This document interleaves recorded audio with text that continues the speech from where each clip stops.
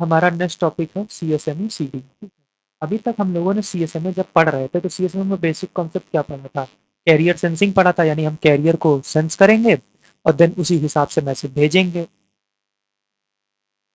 But अगर collision हो गया देन व्हाट? मतलब CSMA ने ये तो नहीं बताया ना कि अगर कोलिजन हो जाता है तब क्या करना है, ठीक है।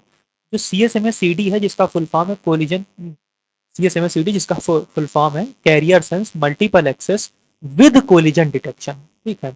तो इसमें कोलिजन डिटेक्ट कर सकते हैं, पहली बार डिटेक्ट करने की एबिलिटी, क्योंकि CSMA में हमें नहीं पता था ना हम कोलिजन कैसे डिटेक्ट करते हैं, ठीक है। एक्नॉलेजमेंट भरोसे थे वो अलग बात है, बट एक्चुअली कोलिजन डिटेक्ट नहीं कर सकते ना हम तुरंत ही, ठीक है। तो CSMA CD हमें फीचर ऐड करता है कोलिजन डिटेक्शन का, साथ में कैपेबिलिटी देता है हमें उसे हैंडल करने की। तो जो पहला स्टेटमेंट जो मैं लिखा हूँ, increases the capability of CSMA to now also handle the collision, ठीक है। और कैसे? Station listens for the collision from start of sending to end of sending.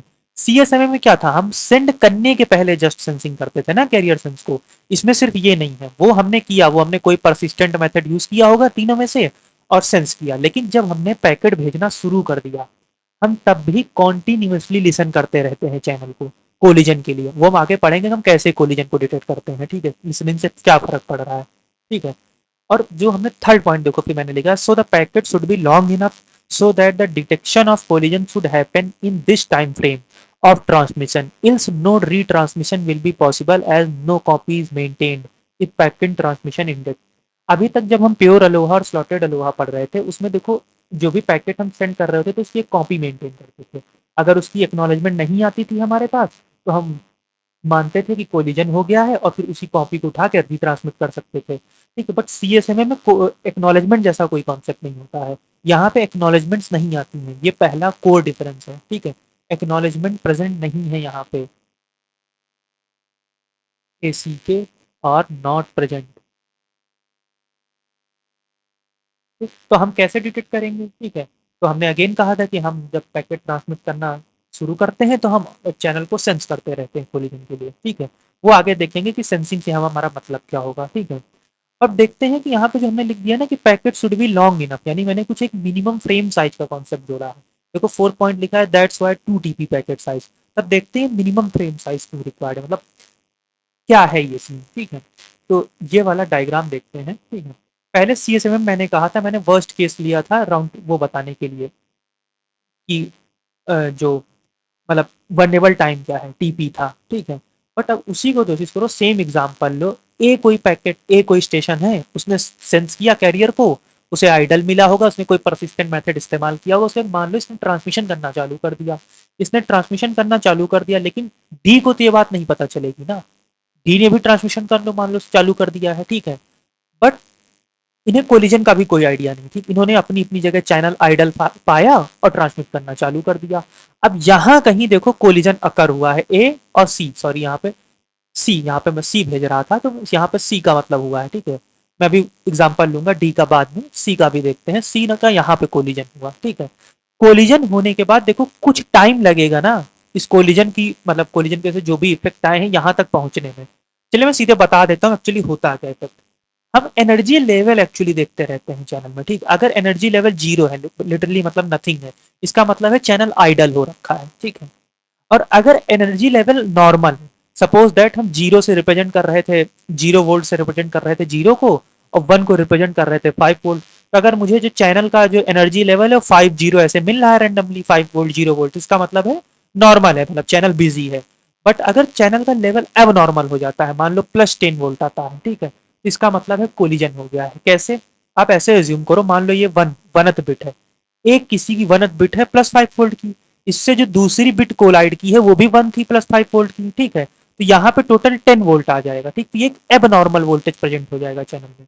तो बेसिकली ए लिशन करता रहता है चैनल को, ठीक है। अगर उसे एब नॉर्मल वोल्टेज डिटेक्ट हो जाता है तो ये मानेगा कि कोलिजन हो गया और वो तुरंत स्टॉप कर देगा अपने ट्रांसमिशन को। लेकिन ये पता कब चलेगा, जब ये एबनॉर्मल वोल्टेज यहाँ पहुंचेगा ना, जब एबनॉर्मल वोल्टेज पहुंचेगा ना यहाँ पे, और अगर ये पहुंचा मतलब ये ट्रांसमिशन के दौरान पहुंच गया, मतलब ए ऑलरेडी भी पैकेट ट्रांसमिट कर ही रहा है और ये पहुंच गया, तब तो ए को पता चल जाएगा, क्योंकि मैंने क्या कहा था CSMA CD में पैकेट के ट्रांसमिशन के दौरान चैनल लिसन करता है कोलिजन के लिए, ठीक है। जब हम कोलिजन के लिए लिसन कर रहे हैं तो उसके लिए जो परसिस्टेंट मेथड था, परसिस्टेंट मेथड किस लिए था कि हम कब पैकेट भेजें इसके लिए था। लेकिन जब पैकेट भेजना हमने चालू कर दिया, हम यहाँ तब भी सेंसिंग ऑन रख रहे हैं कैरियर की। और किस लिए ऑन रख रहे हैं, कोलिजन डिटेक्ट कर पाए। कोलिजन डिटेक्ट कैसे करेंगे, एबनॉर्मल लेवल से। उसके लिए एबनॉर्मल लेवल कब पहुंचना चाहिए, जब हम ऑलरेडी ये पैकेट ट्रांसमिट कर रहे हैं, इसी के बीच में पहुंच जाना चाहिए। क्योंकि सोचिए इसके बाद पहुंचा तो हमने कैरियर सेंसिंग ऑफ कर दी है अपनी। अब कुछ भी पहुंचे हमें पता ही नहीं चलेगा, और ये एज्यूम करेगा कि हमारा जो पैकेट है वो सक्सेसफुली ट्रांसमिशन हो गया है। इसका मतलब ये चीज निकलती है कि जो इसका ट्रांसमिशन टाइम है ना, वो इतना ज्यादा हो कि इस पूरे चैनल में कहीं भी कोलिजन, ठीक है, कहीं भी कोलिजन हो उसका इफेक्ट इसी ट्रांसमिशन टाइम के अंदर पहुंच जाए।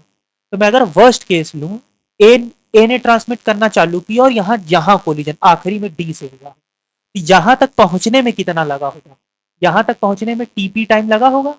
किसी भी पैकेट को ए से डी तक पहुंचने में, पहले फ्रेम को, पहले फ्रेम की पहली बिट को डी तक पहुंचने में टीपी टाइम लगा है। टीपी टाइम बाद कोलिजन हुआ है। अब कोलिजन के इफेक्ट को, मतलब कोलिजन के इफेक्ट को वापस यहाँ तक पहुंचने के लिए अगेन टीपी टाइम चाहिए। तो मैं ये कह सकता हूँ कि मुझे जो मिनिमम फ्रेम साइज चाहिए कि हर कीमत पे ये कोलिजन का इफेक्ट पहुंच जाए इस तक ट्रांसमिशन के दौरान ही, तो जो मेरा मिनिमम फ्रेम साइज होगा, ठीक है, वो 2 TP होना चाहिए। अगर 2 TP का मिनिमम फ्रेम साइज है तो हम हर वक्त कोई भी चैनल हो वो ट्रांसमिशन के दौरान ही कोलिजन का इफेक्ट पता कर पाएगा, ठीक है, वो एबनॉर्मल वोल्टेज उस तक पहुंच जाएगा, ठीक है, ताकि वो पता कर पाए कि कोलिजन हो चुका है, ठीक है, और वो मतलब तुरंत ही अबॉर्ट कर दे ट्रांसमिशन को, ठीक है। अब मैंने जो ये चीज लिखी है वापस पढ़ते हैं। सो the packet should be long enough so that the detection of collision should happen in the time frame of transmission, else no transmission will be, no retransmission will be possible as no copy is maintained if packet transmission ended। तो कितना minimum frame size होना चाहिए, अभी हम लोगों ने निकाला, कितना मिनिमम फ्रेम साइज होना चाहिए कि मुझे एक्नॉलेजमेंट का इफेक्ट दिख जाए यहाँ पे। तो यहाँ पे देखो मैंने लिखा है that's why 2 TP packet size, जो मैंने यहाँ इसके थ्रू आपको एग्जांपल ए और डी के कोरिजन के थ्रू समझाया कि वर्स्ट केस में हमें 2 TP का पैकेट साइज चाहिए होगा। मतलब जो पैकेट साइज बेसिकली जो उसका ट्रांसमिशन टाइम निकल के है उस पैकेट का उस साइज के अनुसार, वो 2 TP से ज्यादा या बड़ा होना चाहिए।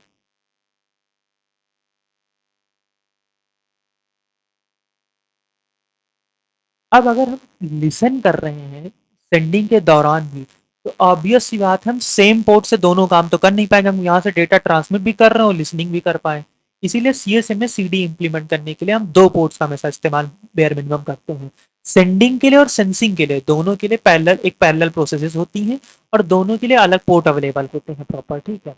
अब कोलिजन डिटेक्ट तो हो गया। अब एक चीज नोटिस करो, जैसे कोलिजन सबसे पहले इसने डिटेक्ट किया, मान लो कोलिजन डी हुआ तो सबसे पहले किस पे इफेक्ट आएगा, सी पे आएगा, ठीक है, या किसी पे भी आएगा। या डी ने भी सबसे पहले कोलिजन डिटेक्ट किया, जो भी चैनल कोलिजन डिटेक्ट करता है वो एक जैमिंग सिग्नल जनरेट करता है, ठीक है, जो कि ऑब्वियसली अब नॉर्मल सिग्नल लेवल ही मतलब बेसिकली हमें जनरेट करना हुआ, ठीक है। उस जैमिंग सिग्नल से सबको पता चल जाता है, सारे चैनल्स को पता चल जाता है क्योंकि कोलिजन हुआ है, तो सारे ही चैनल अपनी जो ट्रांसमिशन जो है वो स्टॉप कर देते हैं, मतलब अगर करना भी था तो उस चीज को रोक देंगे, ठीक है। और पता कैसे करते हैं अभी मैं एक्सप्लेन कर चुका हूँ, energy level zero, normal, abnormal, इसका कॉन्सेप्ट बता चुका हूँ फॉर डिटेक्शन, ठीक है। और जो बैक ऑफ स्ट्रेटेजी यहाँ पे इस्तेमाल होती है कि अगर एक बार कोलिजन हो गया है तो कितना बैक ऑफ टाइम होगा, हम कितनी देर वेट करेंगे, वो सेम है जैसे एलोहा की थी, ठीक है। अब हम आगे प्रोसीजर देखते हैं इसका, ठीक है। ये पॉइंट्स मैं एक बार पहले रिवाइज करवा देता हूँ। यहाँ पे एसी के नहीं प्रेजेंट होती हैं। सीएसएमए में, किसी सीएसएमए के किसी भी एल्गोरिथम में एक्नॉलेजमेंट का कॉन्सेप्ट नहीं होता है, ठीक। हम यहाँ पे रिलाई करते हैं इसी तरह की टेक्निक पे, जैसे हम यहाँ पे रिलाई कर रहे हैं सिग्नल लेवल्स पे, एनर्जी लेवल्स पे रिलाई कर रहे हैं और कोलिजन डिटेक्ट कर रहे हैं एक्चुअली, ठीक है। तो अगर कोलिजन हुआ है तो ऑब्वियसली बात है ट्रांसमिशन नहीं हुआ है सक्सेसफुल, कोलिजन हुआ ही नहीं तो हम बाय डिफॉल्ट ये मानेंगे कि ट्रांसमिशन सक्सेसफुल था, इसीलिए यहाँ एक्नॉलेजमेंट का कॉन्सेप्ट नहीं है, ठीक है। तो पहला पॉइंट वही था, एसी के आर नॉट प्रेजेंट हियर, ये कोर डिफरेंस है अलोहा के प्रोटोकॉल्स में और सीएसएमए के, ठीक है। Increases the capability of signal, ठीक, ये सारे पॉइंट्स हैं, ये आप वापस देख सकते हैं, ठीक। अब हम देखते हैं कि प्रोसीजर क्या है, मतलब ये एल्गोरिथम वर्क कैसे करता है।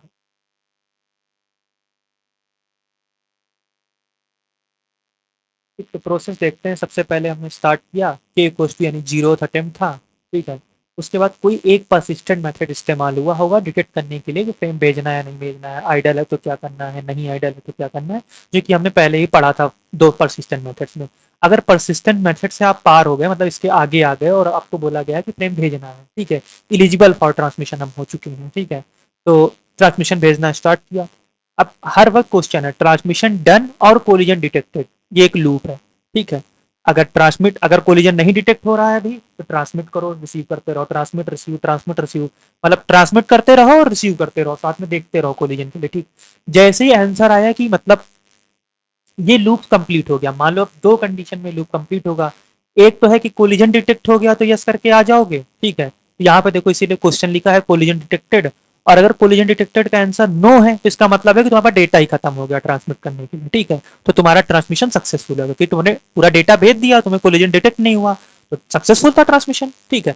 अगर कोलिजन डिटेक्शन का आंसर यस आ गया, ठीक है, कोलिजन डिटेक्ट हुआ है, तो क्या कहा था मैंने, सेंड जैमिंग सिग्नल्स, मतलब जैमिंग सिग्नल सेंड किया जाता है, ठीक है, जिसमें जो डिटेक्ट कर रहा था उसके जरिए जैमिंग सिग्नल। अच्छा मैंने लास्ट में एक चीज बोली थी कि जो भी चैनल जो भी जो भी डिटेक्ट करता है वो जैमिंग सिग्नल भेजता है, ठीक है। एक्चुअली जैमिंग सिग्नल भेजेगा कौन, यहाँ डिटेक्ट कर कौन रहा था कोलिजन के लिए, जो ट्रांसमिट कर रहा था, तो ऑब्वियस सी बात है जैमिंग सिग्नल भी वही भेजेगा। और ये जैमिंग सिग्नल इसलिए होता है, देखो मैंने एक चीज यहाँ पे गड़बड़ की थी ना, मैंने ऐसे बोल दिया था कि सबसे पहले सी को या डी को जिसको भी डिटेक्ट होगा वो जैमिंग सिग्नल भेज देगा, ऐसा नहीं है। ए सेंड कर रहा था डेटा तो ए ही देख रहा था कोलिजन के लिए, चेक कर रहा था, तो ए ही जैमिंग सिग्नल भेजेगा, ठीक है, जो कि बेसिकली एबनॉर्मल वोल्टेज होगा मोस्ट प्रोबेबली, ठीक है, जो सभी चैनल्स को ये बता देगा जैमिंग सिग्नल कि कोलिजन कहीं तो हुआ है, आप सभी रुक जाओ, ठीक है, मतलब कोई और डेटा मत भेज देना आप, ठीक। तो जैमिंग सिग्नल भेजा, फिर क्योंकि ये एक अटेम्प्ट फेल हो चुका था तो मैंने अटेम्प्ट नंबर को इंक्रीज कर दिया, ठीक है, के इक्वल्स टू के प्लस वन कर दिया। अगेन भाई जैसे पहले अलोहा में करते थे, देखो मैंने चेक किया क्या जो मेरा केथ अटेम्प्ट है ये के मैक्स से ज्यादा है। इन जनरल के मैक्स की वैल्यू हम 15 रख लेते हैं, ठीक, के मैक्स इज नॉर्मली 15। अगर ये 15 से ज्यादा है तो हम अबॉर्ट कर देंगे ट्रांसमिशन को। अगर 15 से ज्यादा नहीं है यानी कि हम अभी और अटेम्प्ट कर सकते हैं रिट्रांसमिशन, तो वही सेम अलोहा वाला रैंडम नंबर एक सेलेक्ट किया, जीरो से लेकर टू की पावर के माइनस वन तक, ये वन है, ठीक है। बैक ऑफ टाइम कैलकुलेट किया, कैसे किया, इस रैंडम नंबर को या तो टीपी से मल्टीप्लाई किया या इसी रैंडम नंबर को टीएफआर से मल्टीप्लाई, इनमें से कोई एक फॉलो होगा, ठीक है। ये करने के बाद उसी टाइम वेट किया एंड अगेन हम यहाँ पे आ गए, यानी फिर हम अगेन परसिस्टेंट मेथड, जब ये बैक ऑफ टाइम कंप्लीट हो जाएगा इतनी देर तक होल्ड रखेगा स्टेशन, देन अगेन वो परसिस्टेंट मेथड को रन कर देगा और अगेन ये लूप ऐसे कंटिन्यू होता रहेगा, ठीक है। तो इस तरीके से हमारा ये प्रोसेस होती है हमारी सीएसएमए सीडी की, ठीक है। ठीक है, अब नेक्स्ट चीज़ देखते हैं कि थ्रोटपुट का यहाँ पे क्या सीन है, ठीक है। थ्रोटपुट इन जनरल यहाँ पे प्योर अलोहा या स्लॉटेड अलोहा से ज़्यादा ही आता है, ठीक है, क्योंकि प्योर अलोहा का कितना था 18% के अराउंड था, स्लॉटेड अलोहा का कितना था 38% के अराउंड, 18 था तो उसका 36% के अराउंड था, ठीक, डबल होता है जस्ट प्योर अलोहा से, तो प्योर का अगर 18 था तो उसका ऑब्वियसली से 36% के अराउंड था। और यहाँ की बात करें तो यहाँ पे जो मैक्सिमम थ्रोटपुट है वो डिपेंड करेगा कि जी की वैल्यू क्या है, कौन सा परसिस्टेंट मेथड यूज हुआ है, और अगर पी परसिस्टेंट यूज हुआ है तो पी की क्या वैल्यू है, ठीक है। तो अगर मैं वन परसिस्टेंट के केस में कहूँ तो एस थ्रोटपुट की मैक्सिमम वैल्यू यानी एस मैक्स हो 50% के अराउंड आता है जब जी की वैल्यू वन हो, और यही नॉन परसिस्टेंट के केस में ये 90% तक चला जाता है जब जी की वैल्यू 3 से 8 की वैरी कर रहा हो, ठीक है। और पी परसिस्टेंट में तो पी की वैल्यू पे बहुत ज़्यादा डिपेंड करता है तो इसलिए वो लिखा नहीं मैंने, ठीक है। वो डिफरेंट पी की वैल्यू उसमें डिफरेंट जी की वैल्यू बहुत सारे कॉम्बिनेशन हो जाएंगे, ठीक। तो ये था हमारा C S M S C D.